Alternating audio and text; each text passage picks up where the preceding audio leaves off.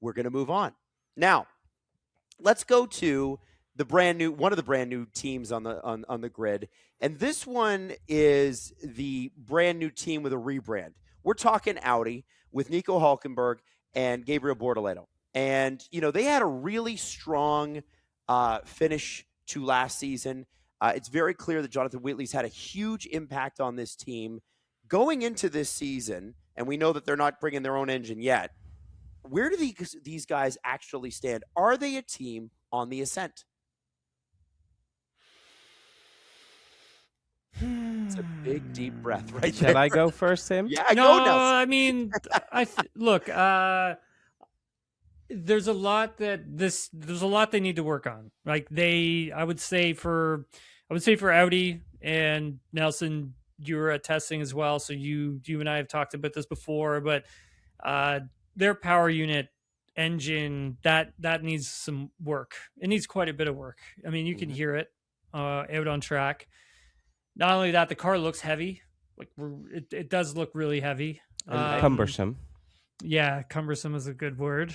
I think I called it a bathtub the last episode. Oh my gosh. But listen, look, like that doesn't mean that changes can't happen. That doesn't mean that the changes can't happen quickly, which they can, right? Like the development rate that we'll probably see with this team, I think, will be quite high.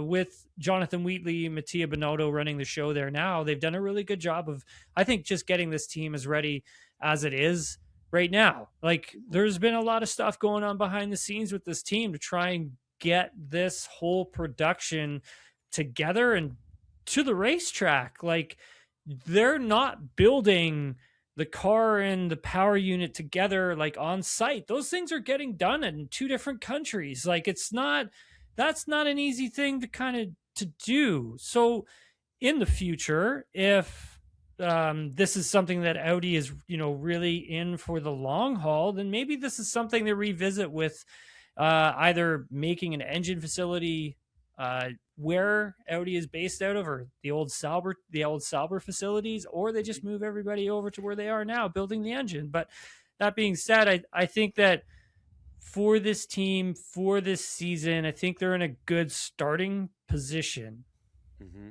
Yeah, had you asked this before the final 2 days of testing, I would have been extremely negative. Okay. Simply because the Audi feels raw, unfinished, a blunt object in many ways.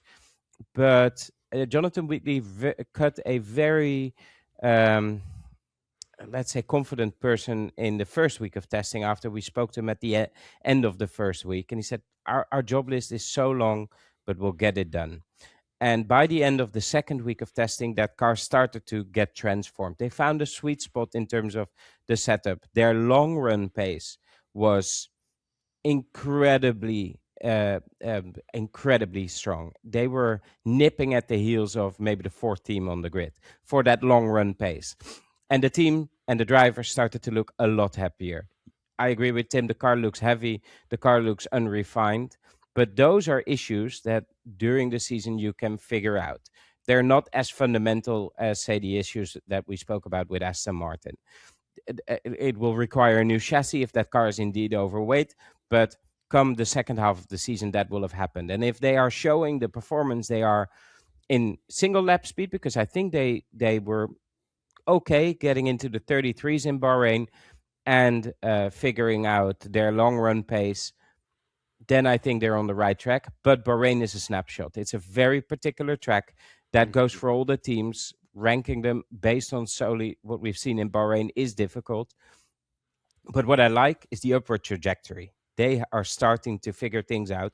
And you are right, Adam. The team as Sauber last year performed miracles. They really did well. And I think they've taken a lot of that momentum, but they've got the added challenge of developing their own power unit this year. That engine they feel is okay, but it just feels unrefined yet. Okay. And yeah, so I misspoke at the beginning of the segment. Yes, Audi has it this year. From the reports I read, it was more powerful than they expected. Does that make it, I guess that makes it better than Honda's, but is that unit better than anybody else's, or is it kind of They think it is. They think it is. Okay. They really think they've got the third best engine, a most powerful engine on the grid. But power isn't everything. It's utilizing and harvesting the energy. That's the second part of it all. And I just think the people at Audi are so well versed in what this engine needs that they'll get on top of refining systems. It's all about refinement for Audi.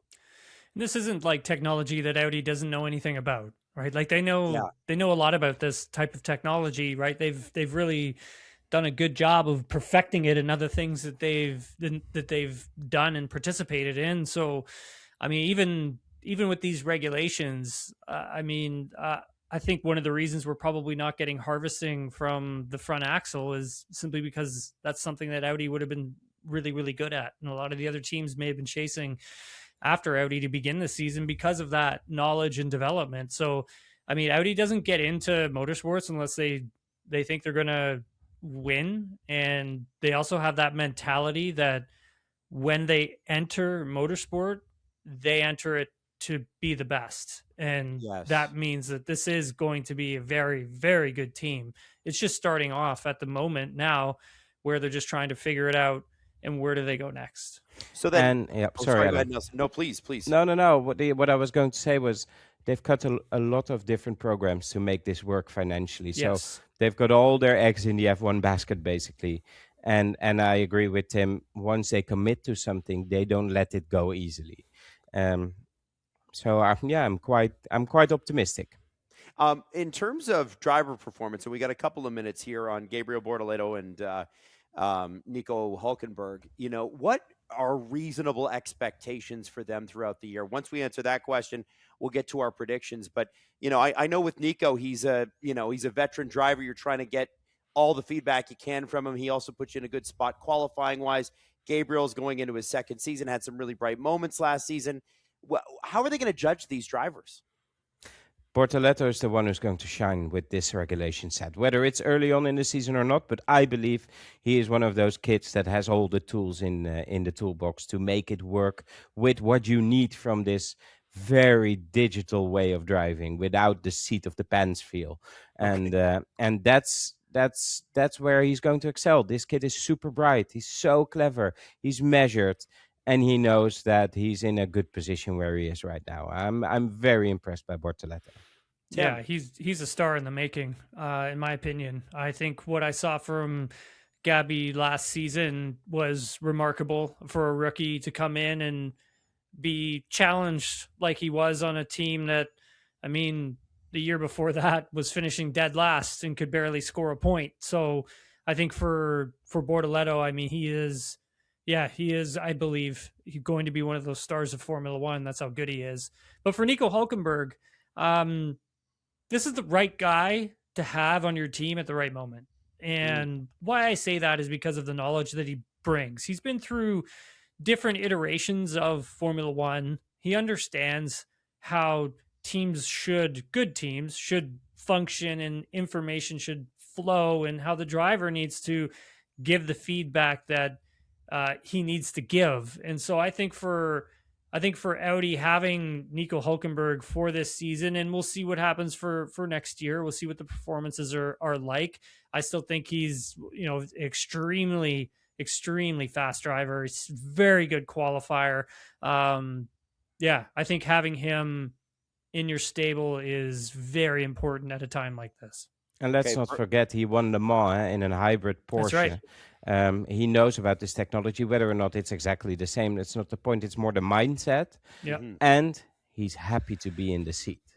He's not going to throw his toys out of the pram. He's such a professional, and they love him in that team. That's awesome. Okay, now we got about 40 seconds left. Gentlemen, I want to ask you about your predictions for Audi this year. At the end of the season, and again, this is just constructors only. We're not talking drivers. Where do you have them finishing? There's 11 teams on the grid. Where does Audi finish? 6th. 7th. 6th. Oh, 7th. Okay. Okay, those are some that would be, I would think, incredible scenarios for a team that's looked a little bit lost the last couple of years. But Adam, I don't know how you're approaching getting to the teams, I would have, if we were going from like selection, I would have went Aston Martin and Cadillac, and then I would have done Audi a little bit later, because I think both Nelson and I do believe that that's a team that is going to be, they're going to be scoring points here. Like they probably will score points in Australia.